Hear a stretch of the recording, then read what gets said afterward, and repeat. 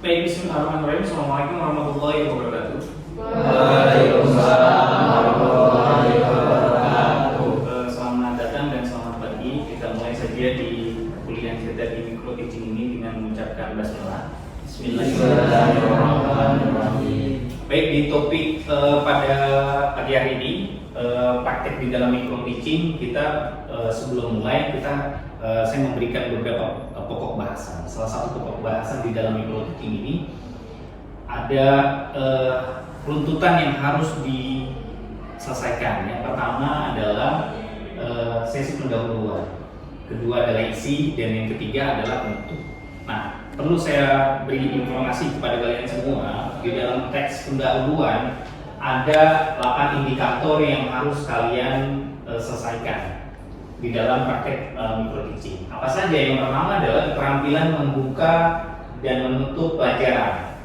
Jadi ada sesinya, ada pendahuluannya seperti apa. Kemudian yang kedua adalah keterampilan menghadapi peserta didik. Bagaimana kalian secara interaksi guru dengan peserta didik itu ada feedbacknya. Yang ketiga adalah keterampilan menggunakan metode dengan media secara tepat. Judul dengan narasi serta nanti metode yang ingin disampaikan itu sesuai. Kemudian yang keempat adalah keterampilan mengelola lingkungan belajar di dalam kelas itu kondusif atau tidak kondusif. Itu yang harus diciptakan oleh seorang guru. Kemudian yang selanjutnya adalah keterampilan menjelaskan pembelajaran. Konteks ini masuk ke dalam isi. Jadi dijelaskan bagaimana pembahasannya termasuk di dalam contoh-contohnya itu sendiri. Kemudian keterampilan bertanya. Bagaimana seorang guru juga bisa memberikan stimulus respon yang baik kepada peserta didik untuk memunculkan pertanyaan juga. Dan yang selanjutnya keterampilan memberikan penguatan. Setelah dicontohkan, setelah ditanyakan, maka berikan penjelasan yang secara konkret. Kemudian yang terakhir adalah keterampilan menggunakan variasi. Model apa yang nanti digunakan sesuai dengan materi agar pembelajarannya tidak jenuh. Maka guru harus menciptakan itu. Nah, untuk mempersingkat waktu, kita mulai saja pada pembahasan Mikro Teaching hari ini. Selanjutnya akan dilanjutkan untuk peserta pertama dalam praktek Mikro Teaching. Dari saya cukup sekian. Assalamualaikum warahmatullahi wabarakatuh. Waalaikumsalam warahmatullahi wabarakatuh.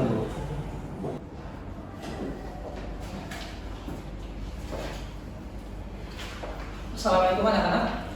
Waalaikumsalam. Oke. Selamat pagi semuanya. Selamat pagi. Bagaimana kabar kalian semua? Alhamdulillah kalau sehat ya. Ketika dalam perjalanan ke sekolah, ada yang mengalami kendala atau tidak? Ada yang kena macet kah atau kena banjir? Ada Pak. Ada banjir.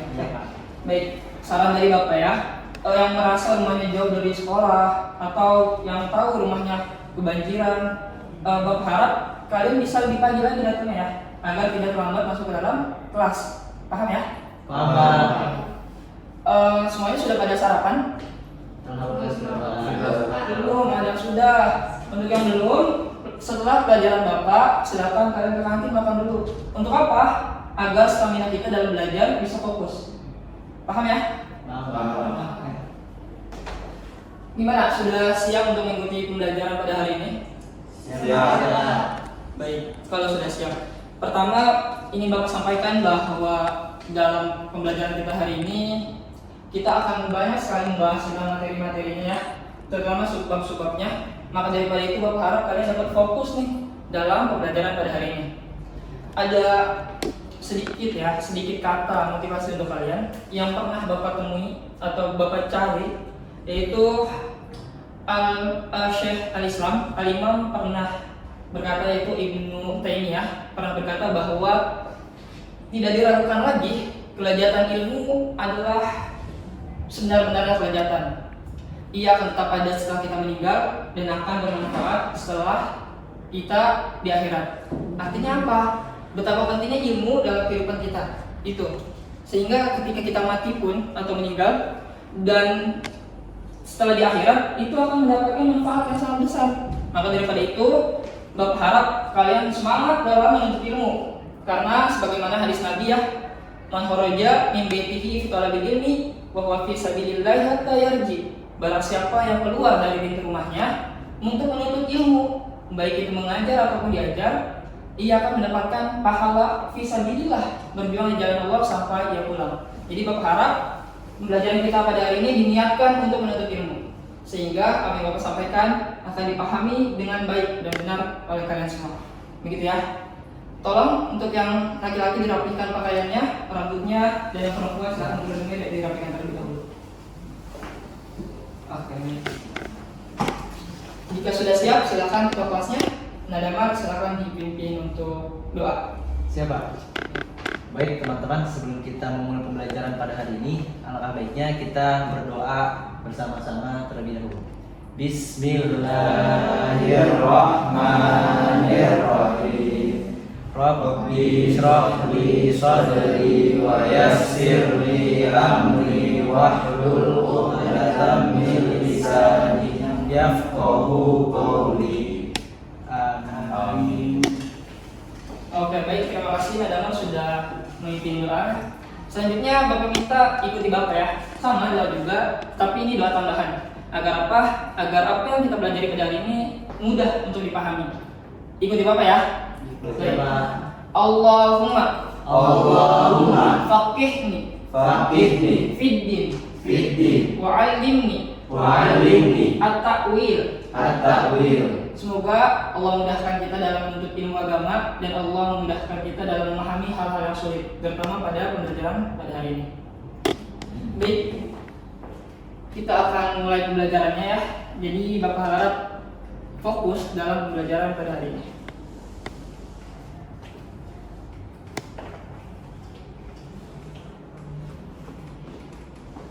Oke, sebentar.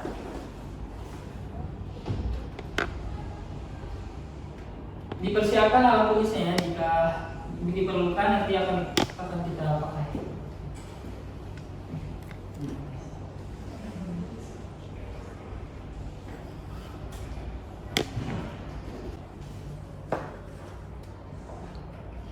Oke, ya, jadi kita mulai ya pembelajaran pada hari ini. Pertama, Bapak ingin tanya ke kalian semua. Pada pertemuan minggu lalu nih, Bapak membahas tentang apa? Ada yang masih ingat? Tentang apa? Puasa. Ya, jadi pekan lalu Bapak sudah membahas tentang ibadah puasa. Ada yang masih paham apa itu pengertian dari ibadah puasa? Saya Pak. Ya, silakan. Puasa itu menahan diri dari hal yang membatalkan puasa dari terbit fajar sampai dengan terbenamnya matahari. Oke, kita hapus buat dengar. Selanjutnya, ada yang tahu puasa itu dibagi menjadi dua macam, apa saja? Puasa dibagi menjadi dua jenis. Iya, silakan mari. Puasa sunnah dan puasa wajib. Puasa sunnah dan puasa wajib. Puasa wajib contohnya apa? Puasa wajib itu kayak puasa Ramadan. Puasa Ramadan. Kalau puasa sunnah? Kalau puasa sunnah itu kayak puasa Senin Kamis, puasa udah sih katanya. Oke, itu ulang. Siap. Puasa Daud mungkin. Sama puasa Daud. Iya. Tepuk tangan buat kita semua. Jadi benar ya, pekan lalu Bapak sudah menjelaskan tentang pengertian ibadah puasa, tentang macam-macamnya, tentang syaratnya ya. Jadi Bapak harap apa yang Bapak sampaikan pekan lalu itu tidak hilang dalam pikiran kalian ya. Oke, baik, selanjutnya pelajaran pada hari ini. Ada yang tahu kita akan membahas tentang apa? Ibadah zakat. Ibadah zakat, benar. Pada hari ini kita akan membahas tentang ibadah zakat. Tujuan pembelajaran dari pembelajaran hari ini adalah bahwa kalian semua, anak-anakku ya, diharapkan mampu memahami pengertian dan tujuan dari ibadah zakat, lalu macam-macam ibadah zakat dan juga syarat-syarat zakat serta 8 orang atau 8 golongan yang berhak menerima ibadah zakat. Itu tujuan pembelajaran pada hari ini. Selanjutnya, cakupan materi dan penilaian. Adapun cakupan materi ya pada hari ini secara garis besar kita akan membahas tentang yang tadi Bapak jelaskan, pengertian. Nanti akan Bapak menjelaskan tentang macam-macam syaratnya dan 8 orang atau 8 golongan yang berhak menerima zakat. Dan juga nanti kita akan diskusi nih, diskusi menggunakan model pembelajaran NHT atau NHT, di mana Bapak akan memberikan nomor kepada kalian dan membentuk kalian menjadi 2 kelompok. nanti diskusi di sana dan perwakilan atau yang mendapatkan nomor dia harus maju. Kita sepakatnya maju dan menjelaskan apa yang Bapak tanyakan. Seperti itu. Adapun penilaian seperti biasa pada umumnya bahwa Bapak akan menilai individu kalian, kognitif kalian, pengetahuan, keterampilan, dan juga dari aspek lainnya. Misalnya kedisiplinan, kehadiran, lalu tepat waktu ke dalam kelas, lalu diskusi kelompok, diskusi nanti terutama pada menggunakan NHC ya. Jadi Bapak harap kalian ikut aktif nih dalam berdiskusi. Itu menjadi penilaian utama bagi Bapak. Nah, adapun pembahasan pada hari ini, silakan dibaca dalam. Ya Pak, jadi yang pertama ada pengertian zakat, kedua dalil zakat, ketiga macam-macam zakat, keempat syarat-syarat zakat, dan yang kelima yang berhak menerima zakat. Oke, terima kasih. Pertama kita akan membahas tentang pengertian zakat. Ada yang mau menyampaikan gagasannya tentang apa pengertian dari ibadah zakat? Ada yang mau? Oke. Jika tidak ada, ini dia. Pengertian ibadah zakat. Silakan dibaca. Baik, di sini ada pengertian ibadah zakat. Zakat adalah salah satu dari rukun Islam. Secara istilah, zakat yaitu mengeluarkan harta kepada orang yang berhak menerima zakat. Secara bahasa, zakat berarti tumbuh dan bertambah, juga dapat diartikan berkah, bersih, suci, dan subur. Oke, baik, terima kasih Bido. Iya, jadi pengertian dari ibadah zakat adalah kita mengeluarkan harta yang kita miliki kepada orang-orang yang berhak menerima ibadah zakat. Ada 8 golongan dan nanti akan kita bahas nih siapa saja 8 golongan tersebut yang berhak menerima ibadah zakat dari kita. Dan ada pun secara bahasa ya, ibadah zakat itu bisa diartikan bersih, suci, ya. Jadi Bapak harap kalian memahami ibadah zakat secara istilah, ibadah zakat secara bahasa. Ini pengertiannya. Selanjutnya kita akan mencari tahu dalil ibadah zakat. Ada yang tahu dalil dari ibadah zakat terdapat di Al-Quran surah keberapa? Surah kedua. Surah ibadah zakat. Ibadah zakat terdapat di surat An-Nur. An-Nur ya. Jadi Bapak harap nih kalian ingat-ingat bahwa ibadah zakat itu terdapat di surat An-Nur. An-Nur ayat ke 56. 56. Bapak akan baca dan kalian mengikuti ya. Baik. A'udzu billahi minasyaitonir rajim. A'udzu billahi minasyaitonir rajim. Wa aqimus salata Wa aqimus salata wa ataz zakata wa atuz zakata wa atiur rasula wa atiur rasula la'allakum turhamun. la'allakum turhamun. Adinda silakan baca artinya. Artinya, dirikanlah sholat, tunaikanlah zakat, dan taatlah kepada Rasul atau Nabi Muhammad agar kamu diberi rahmat. Oke, terima kasih. Di sini artinya adalah dirikanlah sholat, itu yang pertama. Yang kedua, tunaikanlah zakat.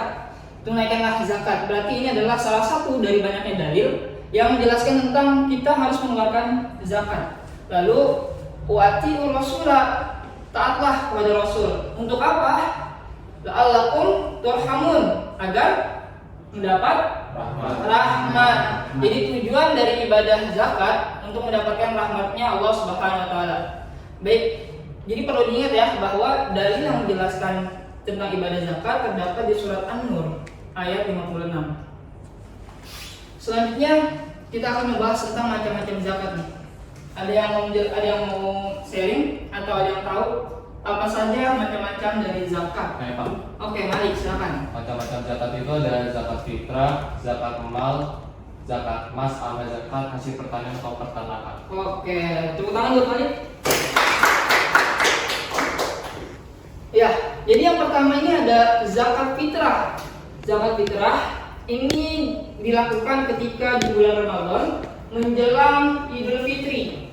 Zakat fitrah ini biasanya 3,1 liter atau 2,5 kilo ya. Di zakat fitrah terdapat di bulan Ramadan ya. Lalu kedua ada zakat mal. Zakat mal atau biasa disebut dengan zakat harta. Ketika kita memiliki banyak harta, lalu nanti memenuhi syarat-syaratnya, maka ada kewajiban kita untuk mengeluarkan zakat yaitu di zakat mal sebanyak berapa persen? Ada tahu? 2,5%. 2,5%, betul sekali. Ya, jadi zakat mal itu 2,5%. Selanjutnya ada zakat emas dan perak. Maksudnya di sini ketika kita memiliki emas atau memiliki perak, maka kita sebagai umat Islam ada kewajiban nih, ada kewajiban untuk mengeluarkan harta kita. Nanti ada di setelah ini kita akan membahas tentang syarat-syarat kenapa kita harus mengeluarkan zakat fitrah, zakat mal, zakat emas dan perak, ada ketentuan-ketentuannya. Selanjutnya ada zakat penghasilan. Di zakat penghasilan ini, ketika kita memiliki pekerjaan lalu memiliki penghasilan uang, maka sebenarnya ada juga kewajiban kita untuk mengeluarkannya. Karena semua harta yang kita miliki itu ada haknya orang lain. Jadi di zakat penghasilan ini ada hak yang perlu kita keluarkan. Yang terakhir ada zakat apa? Pertanian, tumbuh-tumbuhan atau tanam-tanaman yang menghasilkan uang, maka di situ terdapat juga kewajiban kita untuk mengeluarkan zakat. Jadi siapa di sini yang memiliki pertanian, maka jangan lupakan bahwa ada kewajiban mengeluarkan zakat pertanian. 5 ini ada yang ingin ditanyakan tentang macam-macam zakat ini? Atau semua sudah paham? Sudah paham. Paham. Oke, baik. Perlu diingat ya, ada zakat fitrah, zakat mal, emas dan perak, penghasilan dan pertanian. Adapun nanti pembahasan lebih mendalam tentang kelima ini akan kita pelajari di kelas 11 ya. Jadi kelas 10 kita membahas sampai sini saja. Selanjutnya ada syarat-syarat zakat. Apa ketentuan seseorang harus mengeluarkan zakat? Ini dia. Yang pertama, ia harus beragama Islam. Yang kedua, harus merdeka. Yang ketiga, milik sepenuhnya. Yang keempat, cukup haul. Dan yang terakhir, cukup nisab. Baik, yang pertama, seseorang diwajibkan mengeluarkan zakat, dia harus beragama Islam. Berarti yang tidak beragama Islam wajib mengeluarkan zakat atau tidak? Tidak. Yang kedua, merdeka. Maksudnya di sini adalah bahwa orang yang berhak mengeluarkan zakat, ia adalah hamba yang merdeka, bukan hamba sahaya ataupun budak. Itu ya. Lalu yang ketiga, milik sepenuhnya. Harta yang dikeluarkan itu adalah milik pribadinya, bukan milik orang lain. Jadi di sini milik sepenuhnya adalah semua harta miliknya, gitu. Lalu yang keempat, cukup haul. Cukup haul di sini dalam hal zakat biasanya selama 1 tahun. Ketika harta yang kita punya itu sudah 1 tahun, maka kita wajib mengeluarkan zakat. Dan yang kelima, cukup nisab. Nah, di sini dalam Islam ketentuannya adalah 85 gram kurang lebih emas ya. Ketika sudah memenuhi itu, maka ada kewajiban bagi seseorang untuk mengeluarkan ibadah zakat. Sampai sini ada yang ingin ditanyakan? Paham? Oke. Bapak harap kalian diamini paham ya. Paham dengan materi yang Bapak sampaikan. Baik, selanjutnya kita akan membahas tentang orang yang berhak menerima zakat. Ada berapa golongan? 8. Ada yang mau menyebutkan beberapa di antaranya dari ke-8 tersebut? Saya Pak. Oke, baik, bisa. Yang pertama ada fukoro, yang kedua ada masakin, yang ketiga ada amil zakat, yang keempat ada mualaf, yang kelima rikob, yang keenam golimin, yang ketujuh fisabilillah, yang kedelapan ibnu sabil. Oke, tepuk tangan buat Adinda. Baik, yang sudah disampaikan tadi itu benar ya, lihat. Yang pertama siapa? Fakir. Yang kedua, miskin. Di sini anak-anakku tahu nggak sih perbedaan dari fakir dan miskin? Ada yang tahu perbedaan dari fakir dan miskin? Sekarang ini sering kita dengar ya. Fakir dan miskin ini ternyata beda. Fakir ini adalah seseorang yang tidak memiliki pekerjaan dan tidak memiliki penghasilan. Sedangkan miskin adalah memiliki pekerjaan tetapi penghasilannya tidak mencukupi kehidupannya. Lalu yang ketiga ada siapa? Amil itu apa? Orang yang mengelola zakat, menerima zakat dan menyalurkan zakat kepada masyarakat. Lalu yang keempat ada apa? Mu'alaf. Mu'alaf adalah orang yang baru masuk Islam. Jadi mu'alaf ini adalah salah satu dari 8 golongan yang berhak atau yang harus menerima zakat ya. Lalu selanjutnya yang kelima ada Rikob. rikob.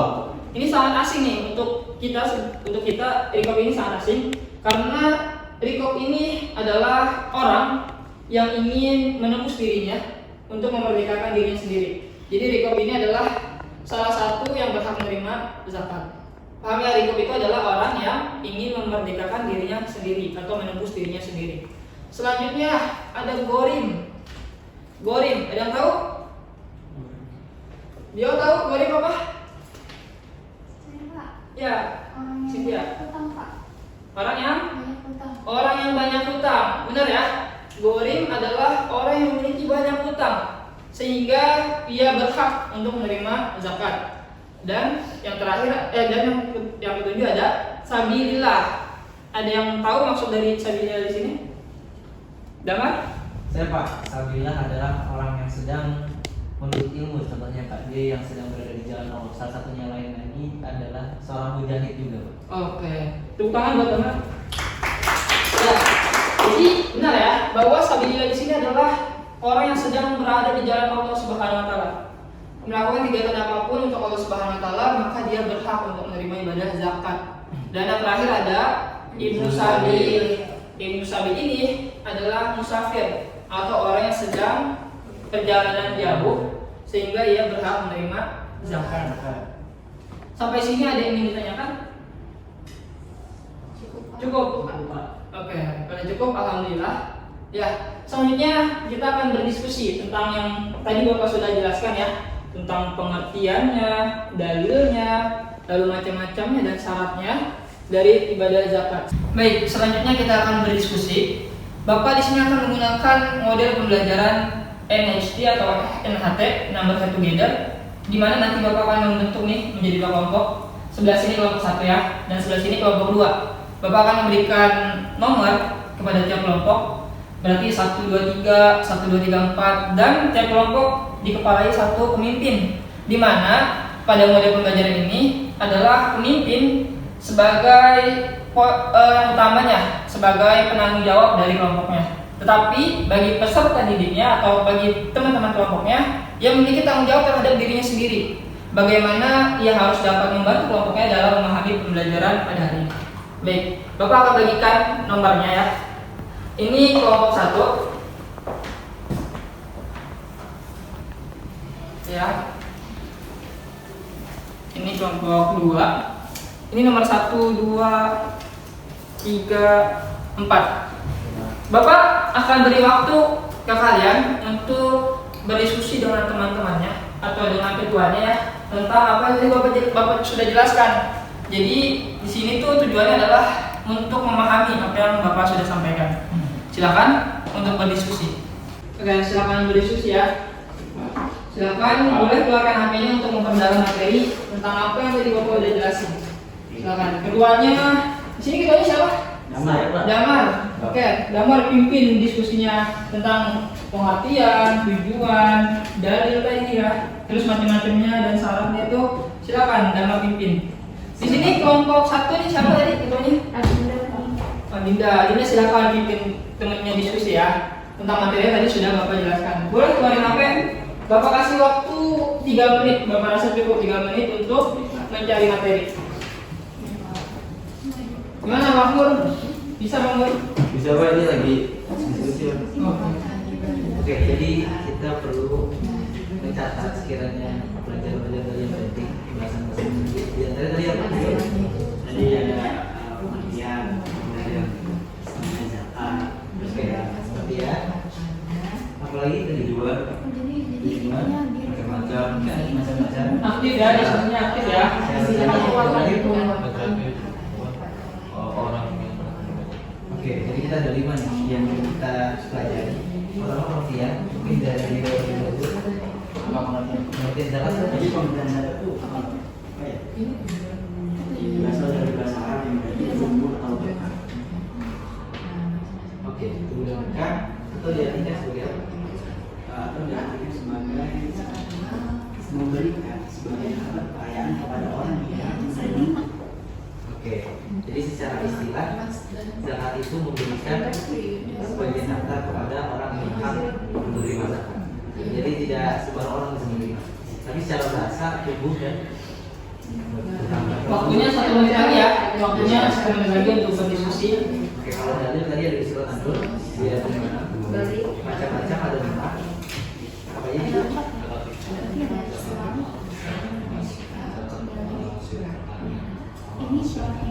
Oke, jadi ada zakat fitrah, zakat mal, zakat penghasilan, zakat emas dan perak, zakat pertanian. Oke. Syarat-syaratnya apa nih? Jadi di sini ada syarat-syarat tadi ada apa ya? Ada 4. Yang pertama Islam, merdeka, balai, dan berakal. Ya, waktunya 30 detik lagi untuk diskusi. Oke, dan yang terakhir macam-macamnya ya. Karena ada 8 Polo, masakin, ambil, mualaf, rikop, rorimi, fisabilillah, Oke, waktu diskusi sudah selesai. Selanjutnya, sebagaimana metode pembelajaran NHT ya. Jadi di sini Bapak juga punya nomor yang acak, di mana nanti nomor yang keluar atau yang Bapak ambil menjawab pertanyaan dari Bapak.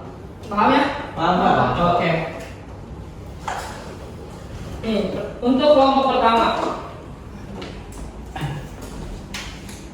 Ya, untuk kelompok pertama nomor 2. Siapa di sini yang nomor 2? Oke, Cynthia. Cynthia jawab pertanyaan dari Bapak ya tentang materi yang tadi sudah dipelajari. Apa pengertian dari ibadah zakat? Zakat yang tadi saya ketahui itu artinya adalah tumbuh, Pak. Tumbuh. Ya. Kalau secara istilah? Secara istilah, zakat itu merupakan Oke, boleh. mengeluarkan sebagian harta yang telah dihasilkannya. Oke, mengeluarkan harta yang Sebagian yang bagiannya. Tepuk tangan buat kelompok 1. Sudah cukup baik untuk menjawab pertanyaan dari Bapak. Selanjutnya kelompok 2. Kelompok 2 Bapak minta nomor 1. Siapa di sini nomor 1? Saya, Pak. Damar. Oke, Damar jawab pertanyaan dari Bapak ya. Siapa? Pertanyaannya adalah 8 golongan yang berhak menerima ibadah zakat. Ada siapa saja? Oke Pak, jadi zakat itu hanya bisa diberikan kepada 8 golongan tertentu. Yang pertama adalah fakir, yang kedua adalah miskin, yang ketiga adalah amil, yaitu orang yang mengelola terkait zakat. Kemudian ada mu'alaf, ada rikob, yaitu seorang yang ingin memerdekakan dirinya. Kemudian ada ghorim, yaitu orang yang sedang menjadi hutang. Kemudian ada sabilillah, yaitu orang yang sedang di jalan Allah. Dan yang terakhir adalah ibnu sabil, yaitu orang yang sedang dalam perjalanan. Gitu Pak. Oke, tepuk tangan buat kelompok 2. Terakhir, ini kelompok 1 dan ini kelompok 2 yang bisa menjawab pertanyaan dari Bapak, silakan angkat tangan. Ya. Baik, Pak. Boleh Pak. Oke. Dalam ibadah zakat itu terdapat macam-macam jenisnya ya. Pertanyaannya adalah apa saja macam-macam ibadah zakat? Oke, Malik. zakat fitrah, zakat mal, zakat emas dan perak, zakat penghasilan, dan zakat pertanian atau peternakan. Oke, tepuk tangan buat Malik. Ya, itu dia salah satu manfaat dari NHT, di mana kalian siswa-siswa, anak-anak Bapak dapat memahami pembelajaran, mau tidak mau harus paham jadinya, karena ada tekanan, karena kan ini kelompok sifatnya, sehingga dalam memahami itu akan lebih mudah karena ada dorongan-dorongan dalam diri kita. Dan juga jawaban dari teman-teman atau dari anak-anakku tadi sudah sangat baik, Bapak apresiasi, tepuk tangan buat kita semua. Oke, Bapak rasa kalian sudah sangat paham tentang materi yang tadi dijelaskan ya. Selanjutnya kita akan mengakhiri pembelajaran pada hari ini. Kita beranjak kepada kesimpulan. Dari kalian ada yang ingin menyampaikan kesimpulan dari materi penjelasan pada hari ini? Kesimpulan? Ayo kelompok 1 atau kelompok 2? Boleh saya Pak? Oke, Damar. Iya Pak, jadi hari ini kita telah mempelajari terkait zakat. Zakat secara definisi, secara istilah adalah mengeluarkan sebagian harta kepada orang yang berhak menerima zakat. Kalau secara bahasa dia tumbuh atau bertambah. Kemudian tadi zakat ada macam-macamnya juga, yang ada 5 macam-macam. Kemudian zakat itu hanya bisa diberikan kepada 8 golongan. Nah, itu adalah disebut mustahik zakat atau orang yang berhak menerima zakat. Kira-kira seperti itu, Pak. Oke, tepuk tangan buat teman.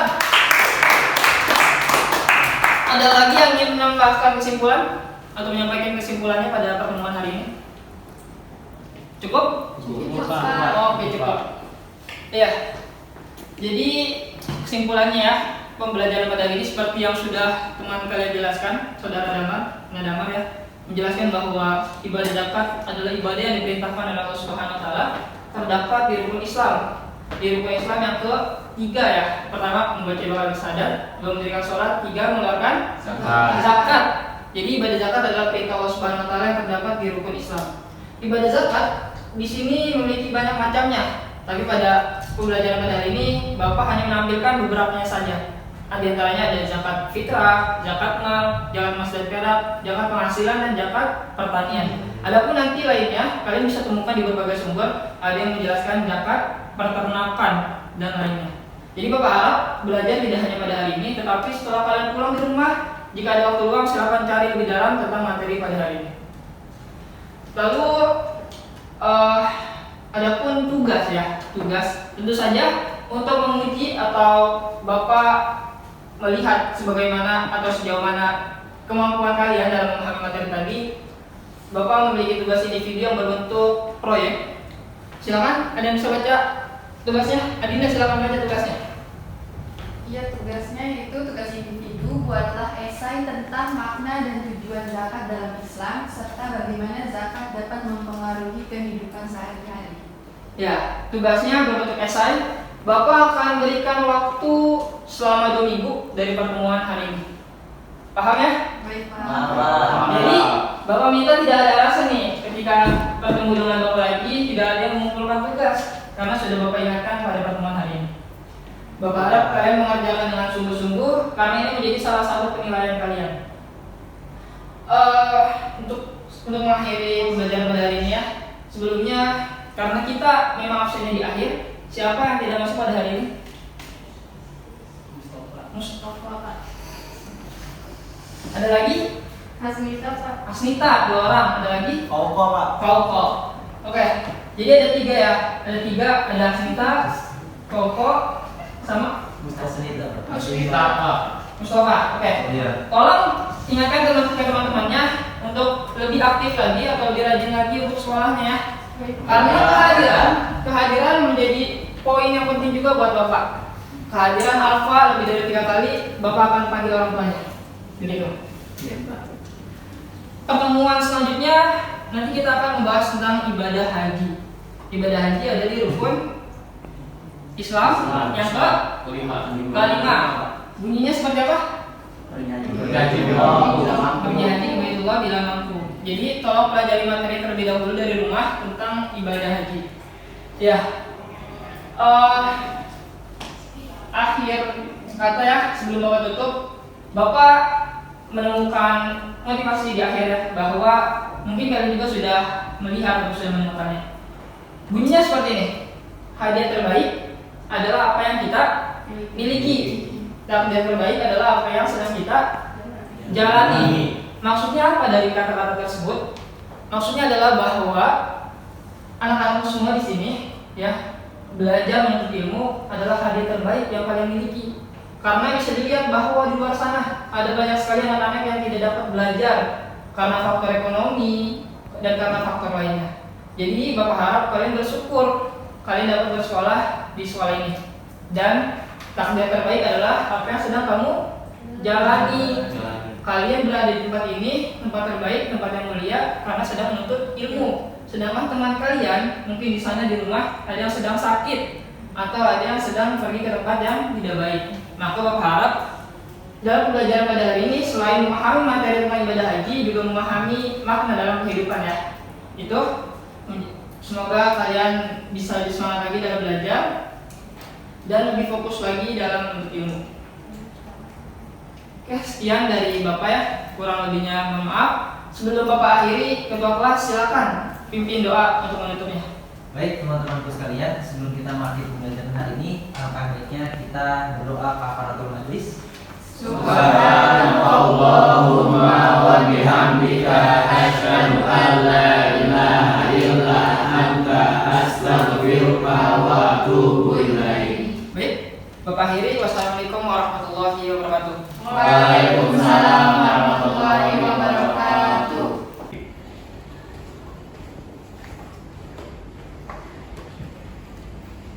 Baik anak-anak sekalian, di akhir penghujung praktek micro teaching ini tadi sudah kita dengarkan salah satu teman kalian memaparkan praktek di dalam micro teaching ini. Ada beberapa hal yang nanti akan kita bahas, salah satunya kalian sendiri nanti akan menilai teman sejawat kalian itu di depan performanya itu seperti apa. Baik, di sini ada yang mau berpendapat terkait dengan penilaian teman sejawat yang baru memaparkan micro teachingnya? Saya Baik, silakan teman. Ya Pak, kalau dari saya pribadi yang tadi sudah cukup baik dan dari segi pemateri juga sudah cukup menguasai materi yang ingin disampaikan, dari segi pemaparannya juga sudah cukup jelas. Tapi mungkin alangkah lebih baik jika di awal bisa ditambahkan sedikit ice breaking dan di dalam pembelajarannya bisa lebih dicairkan suasananya agar tidak terlalu serius. Mungkin itu aja Pak. Baik, terima kasih. Pada kesimpulannya itu masukan dari teman sejawat. Jadi kalau boleh saya simpulkan koreksi yang di micro teaching pada hari ini, yang pertama adalah berikan contoh konkret. Jadi salah satu contoh gambaran yang bisa memberikan penjelasan kepada peserta didik agar mudah memahami. Kemudian yang kedua, berikan model-model ilustrasi-ilustrasi apapun yang menjadi bahan terkait dengan contoh yang dipaparkan pada topik pada hari ini, sehingga apa? Peserta didik bisa memahami, bisa mudah mengerti terkait dengan topik yang dijelaskan pada hari ini. Terakhir, tertib secara administrasi, baik dalam bentuk modul, baik dalam bentuk RPP, agar apa? Sebagai guru memudahkan secara administrasi di dalam sistematika pengajaran maupun nanti di dalam tugasnya. Itu saja koreksi yang pada hari ini. Terima kasih buat teman-teman semua yang hadir di sini. Kita tutup saja dan kita akhiri perkuliahan di micro teaching pada hari ini dengan mengucapkan hamdalillah.